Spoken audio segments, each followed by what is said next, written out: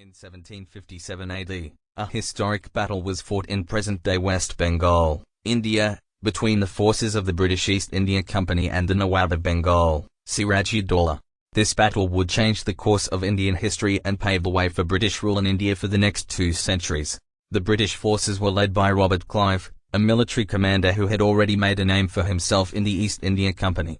The Nawab, on the other hand, had a much larger army but was plagued by internal conflicts and lack of discipline.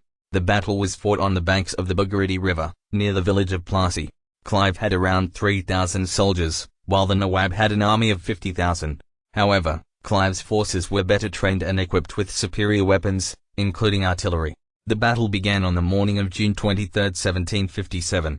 Clive's forces initially retreated, but this was part of their strategy to draw the Nawab's army into a trap. Clive had formed alliances with some of the Nawab's own generals, who betrayed him and switched sides during the battle. The betrayal of the Nawab's generals turned the tide of the battle in favor of the British.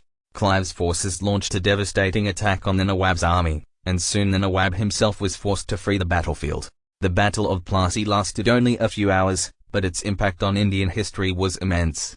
The defeat of the Nawab of Bengal paved the way for the British East India Company to expand its control over India, and it marked the beginning of British